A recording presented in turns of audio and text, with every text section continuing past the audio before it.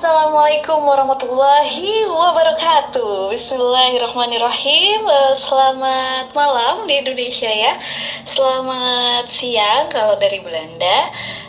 Alhamdulillah segala puji bagi Allah yang pada hari ini telah memberikan kita kesehatan dan juga kesempatan untuk belajar bareng nih di Keluap Menjadi Istri Idaman, yang mana keluap kali ini adalah berupa sebuah sesi bedah buku dari buku Calon Istri Idaman Guidebook yang insya Allah akan sedang open order gitu ya, dengan tajuk 7 langkah menjemput jodoh impian dengan berusaha menjadi calon istri idaman.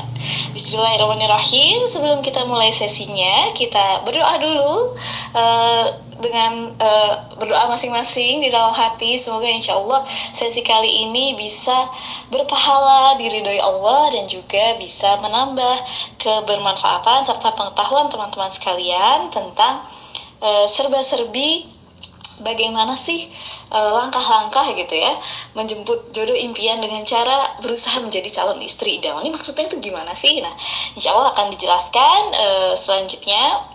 Dan sesi ini akan dilakukan dengan format seperti ini. Jadi ada gambar, kemudian saya beri voice note sedikit. Nanti setelah itu kita akan diskusi. Oke, jadi siapkan pertanyaan terbaik dari teman-teman sekalian dan semoga bisa bermanfaat.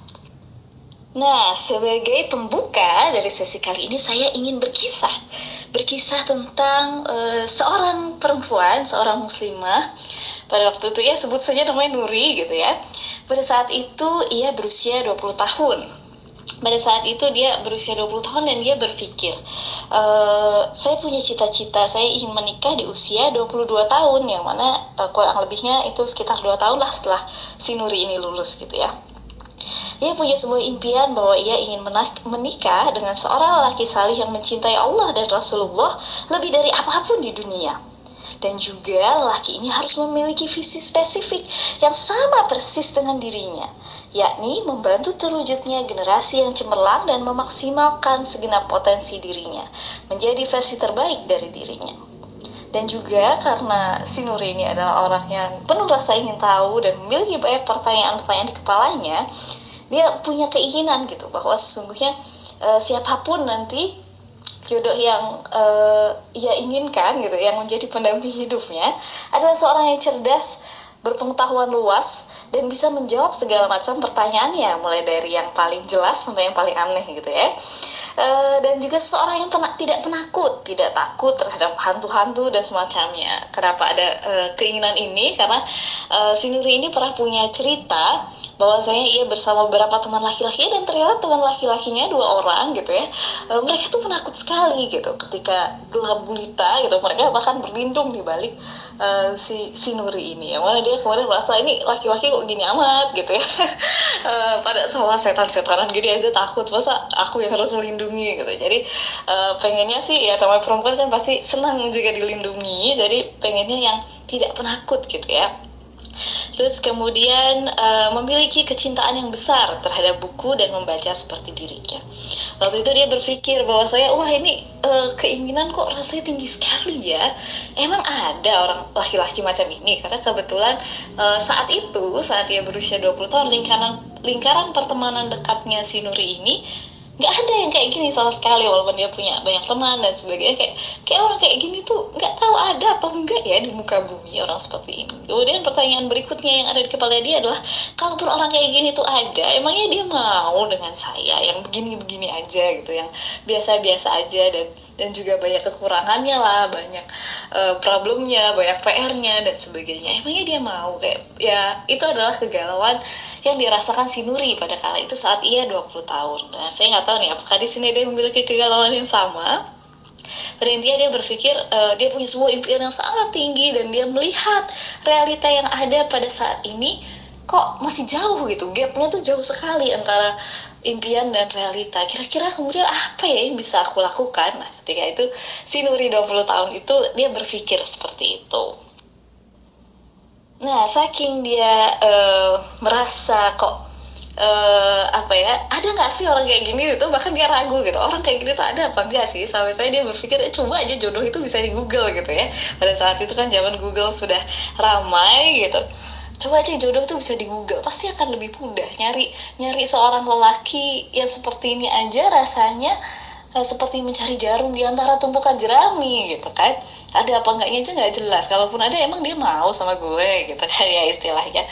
Nah, Oke, kemudian dia berpikir seperti ini. Lalu gimana caranya nyari ini? Kalau misalnya aku punya impian seperti ini, yang mana kalau misalnya kata perahu kertas dulu ya, satu di antara miliaran manusia gitu. Gimana cara nyari satu di antara miliaran manusia ini gitu? Itu yang benar-benar saat itu menjadi pertanyaan si Nuri. Bagaimana caranya bisa ketemu dan dipertemukan dengan satu di antara miliaran manusia, orang-orang di muka bumi ini yang sekiranya paling pas dan paling cocok untuk menjadi teman seperjalanan, teman seperjuangan bersama dalam mengarungi kehidupan. Nah, kemudian ia melihat kata-kata ini gitu ya. Dia melihat ada sebuah postingan, kala itu dia menemukan entah di mana gitu, lupa, bahwasanya ternyata bisa jadi katanya kalau misalnya jodoh itu belum datang, bisa jadi itu adalah karena sesungguhnya Allah melihat kita belum siap. Allah melihat kita belum siap dan belum pantas untuk dipertemukan dengan jodohnya, dan belum siap untuk naik level gitu lah istilahnya, naik level ke jenjang pernikahan. Nah, pada saat itu kemudian si Nuri ini berpikir bagaimana caranya kemudian untuk menyiapkan diri, bagaimana caranya kita memberdayakan diri agar kita bisa menjadi siap di mata Allah. Karena bagaimanapun memang dalam kasus apapun, nggak cuma tentang jodoh aja gitu ya, baik itu tentang impian-impian lain, seringkali dikabulkannya impian adalah ketika terjadi pertemuan antara kesiapan dan kesempatan. Jadi maka dari itu sebelum kesempatannya datang, apa yang bisa kita lakukan? Yang bisa kita lakukan adalah melakukan persiapan yang sebaik-baiknya agar ketika kesempatan itu datang kita sudah siap dan Allah sudah menilai kita pantas, dan Allah akan membukakan jalan untuk menuju ke pernikahan dan pertemuan dengan jodoh yang diinginkan gitu. Nah, kemudian kala itu si Nuri ini kemudian berpikir bagaimana caranya mempersiapkan, bagaimana daripada tenggelam dalam kegalauan dan kejelasan yang tidak berkesudahan, karena nggak jelas nih orangnya ada apa enggak di muka bumi aja tuh nggak tahu, siapa aja nggak tahu dan sebagainya nggak tahu, karena memang tidak ada di lingkaran dekatnya dia yang seperti itu gitu ya. Maka dia berpikir, oke, kita fokus pada apa yang bisa kita kontrol, kita fokus pada apa yang kita punya dan apa yang bisa diberdayakan. Kita fokus pada langkah-langkah apa yang bisa dan yang bisa dilakukan untuk mencapai impian tersebut gitu ya. Nah, maka yang dia lakukan adalah dia memfokuskan pada dirinya sendiri, tidak meletakkan kontrol dan kebahagiaannya pada orang lain, dalam artian ini si calon suami atau siapapun. Dia I don't care, dia berpikir I don't care siapapun yang akan jadi jodohku, ya Allah pilihkan yang terbaik, aku yakin kepadamu. Sekarang yang aku lakukan adalah aku akan berusaha dengan maksimal untuk menjadi istri dan ibu terbaik bagi anak-anak nantinya. Dan ketika saya melihat pada kondisi ketika si Nuri ini melihat pada kondisi dirinya sendiri pada waktu itu, dia berpikir bahwasanya ini nggak bisa gini terus nih, nggak bisa dibiarin aja seperti ini, karena bagaimanapun ia ingin suaminya nanti merasa bahwa ia sangat beruntung mendapatkan si Nuri ini, menjadi sangat beruntung karena si Nuri ini menjadi istri yang terbaik lah menurut pandangan dia, dan juga anak-anaknya nanti akan merasa beruntung punya ibu seperti si Nuri ini. Itu yang ia pikirkan. Maka dia berfokus bagaimana dia mengupgrading diri, mempersiapkan diri, meningkatkan kapasitas diri, karena dia merasa bahwa suami dan anak-anaknya nanti berhak untuk mendapatkan istri dan ibu yang terbaik. Selain itu, pada tahun 2013, saat itu masih tahun 2013 ya, si Nuri ini berpikir bahwasanya sesungguhnya nubuat dan visi dari Rasulullah SAW bahwasanya kegemilangan peradaban umat Islam itu sudah di depan mata, dengan atau tanpa kita. Hendak kita mengambil peran atau hanya bertepuk tangan di pinggir jalan, itu menjadi pilihan kita. Apakah kita mau mengambil peranan untuk aktif berperan, atau kita mau jadi figuran aja gitu ya, bertepuk tangan di pinggir jalan. Dan tentu si Nuri ini berpikir ketika nubuat kegemilangan Islam itu datang, saya ingin mengambil peranan, saya ingin menjadi orang yang berkontribusi dan berjuang di dalamnya, dan berharap gitu ya, punya sebuah harapan besar bahwa anak-anaknya nanti akan bisa menjadi tonggak perubahan kegemilangan Islam pada masa itu. Tentu dia membutuhkan ibu yang lebih tangguh dan hebat di masa depan, dan tentu juga selain ibu di sini ya, peran ayah juga sangat penting, karena di sini karena juga ada banyak grup ikhwan juga. Sebenarnya untuk mendidik anak-anak pejuang, anak-anak penggerak perubahan di masa depan, ini bukan hanya tugas ibu seorang, tapi juga tugas ayahnya, dan karena itu ini sebenarnya tugas dan tanggung jawab bersama. Tapi karena bukunya tentang istri ini dikupasnya dari sisi istri terlebih dahulu, insya Allah nanti dari sisi ayah dan suami ada Kak Adit yang akan membahasnya dari sudut pandang laki-laki gitu ya. Tapi perlu diingatkan kembali bahwasanya ini adalah kerja peradaban, ini bukan kerja perempuan seorang diri, tapi juga kerja kedua belah pihak, baik dari ibu dan ayahnya. Makanya kita harus berusaha, semoga dengan kita berusaha menjadi calon istri dan ibu terbaik, insya Allah Allah akan pasangkan dengan calon suami dan ayah terbaik juga untuk anak-anak kita nantinya, sehingga nanti peradaban gemilang di masa depan yang dicita-citakan oleh kita bersama bisa diwujudkan. Nah, yang membuat si Nuri ini semakin bergetar gitu ya, semakin yang akhir-akhir ini sering ia pikirkan bahwasanya pada tahun 2020 ini ternyata 7 tahun setelahnya, ketika 2013 ia berpikir seperti itu, masih belum ada nih tanda-tandanya, masih belum ada bau-baunya gitu ya, bahwa kegemilangan Islam yang dicita-citakan tuh akan datang sebentar lagi. Tapi ia hanya berpikir yakin bahwa itu akan terjadi di masa depan, entah itu di zaman anakku atau di zaman cucunya atau di zaman cicitnya. Tapi di zaman apapun itu, saya ingin mengambil peranan. Itu yang benar-benar ia pegang, menjadi pegangan.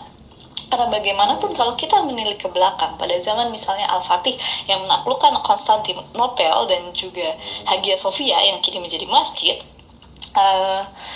dan juga katakanlah Salahuddin Al-Ayyubi, itu bukan kerja hanya orang tuanya aja. Maksudnya itu benar-benar adalah kerja peradaban bergenerasi-generasi, diturunkan dari generasi-generasi. Al-Fatih bisa menaklukkan Konstantinopel, itu adalah visi dari kakeknya, yang mana menurun kepada ayahnya dan menurun kepada dia, yang ternyata visi dari kakeknya itu menurun lagi dari generasi-generasi sebelumnya. Jadi bagaimanapun visi dan pergerakan ini bukan hanya kerja 1-2 orang semata, tapi benar-benar kerja generasi, satu peradaban, dari generasi ke generasi. Karena itulah kemudian ia berpikir, oke, seenggaknya ini harus dimulai saat ini. Kita harus mengambil peranan, entah terjadinya kapan, entah di generasi anakku, atau nanti anaknya anakku, atau anaknya anakku lagi.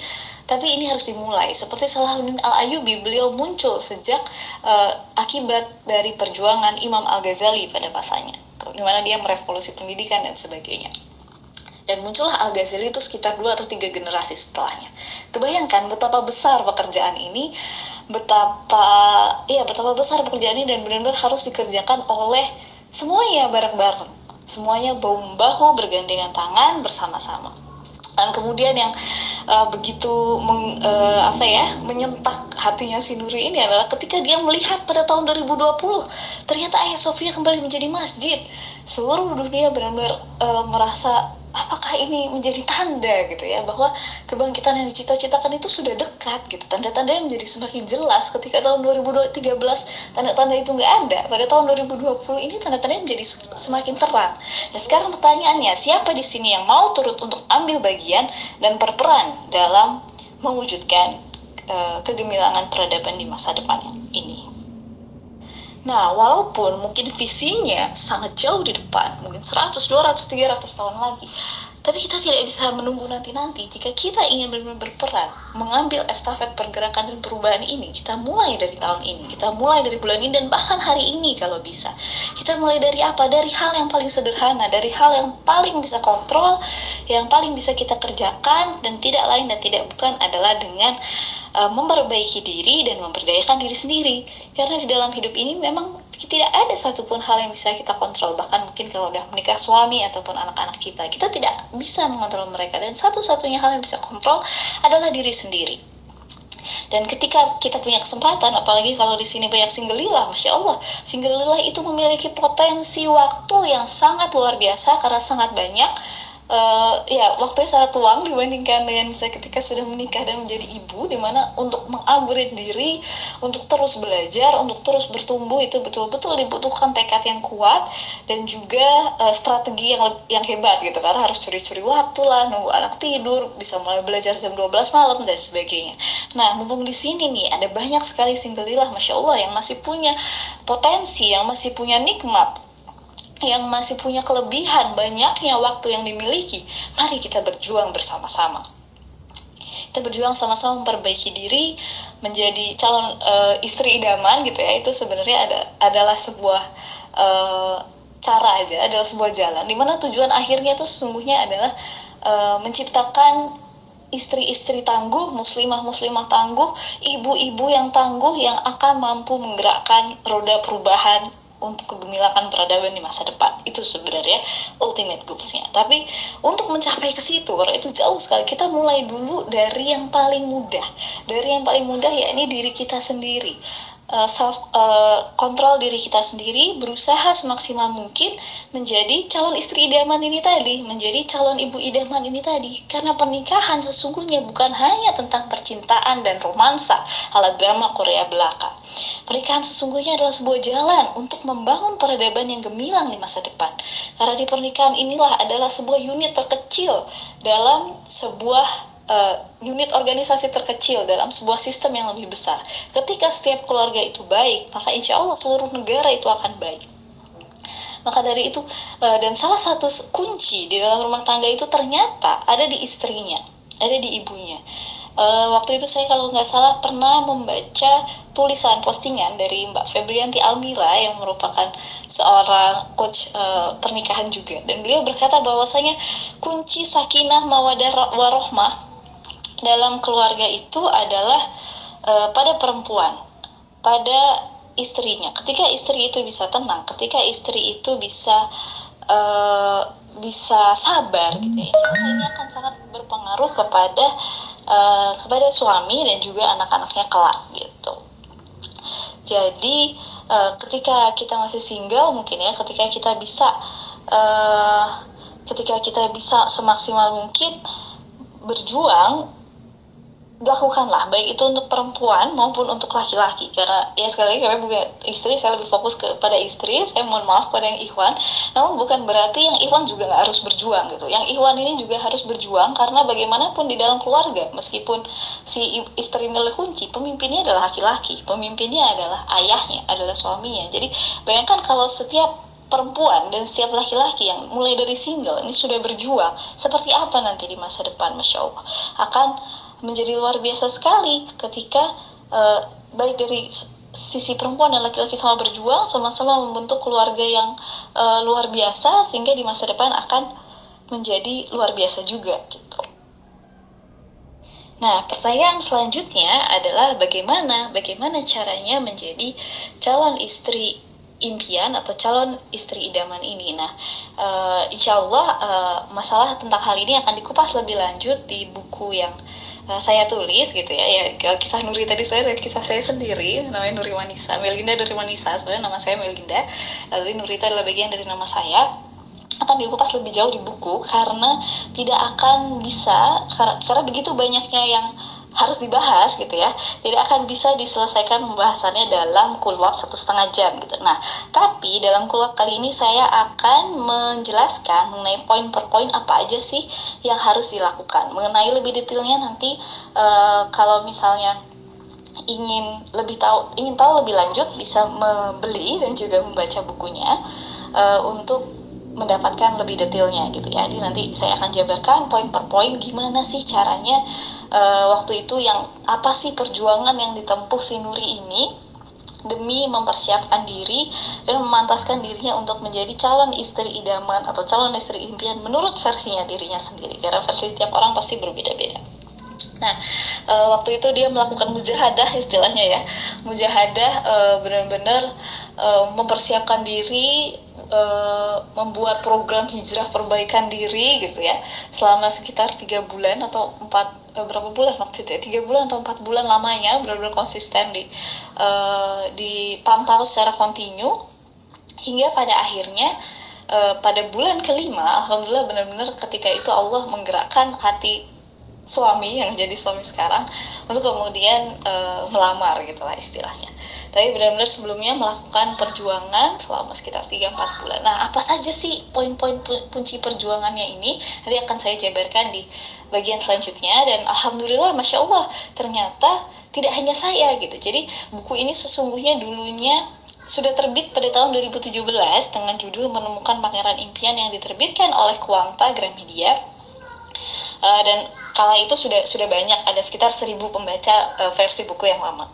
Nah, ternyata Masya Allah beberapa pembaca saya yang juga menerapkan tips-tips dan langkah-langkah di buku ini ternyata mendapatkan keajaibannya juga gitu ya, mendapatkan keajaibannya juga hingga akhirnya dipertemukan dengan jodohnya masing-masing gitu. Jadi ini melalui buku ini saya ingin sharing sebenarnya apa sih waktu itu langkah-langkah perjuangan yang bisa dilakukan oleh seorang perempuan yang mana kita masih kalau misalnya mau langsung, misalnya kalau kita datang ke laki-laki atau melamar laki-laki gitu kan malu gitu ya, malu banget.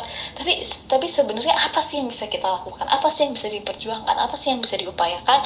Nah, waktu itu kisah perjalanan si Nuri selama 2000 selama sekitar 3-5 bulan itu dituliskan di buku ini gitu. Semoga bisa membantu teman-teman yang mungkin memiliki kegalauan serupa atau memiliki concern serupa bahwa saya misalnya ingin nih punya suami yang gini-gini tapi gimana caranya dapetinnya gitu.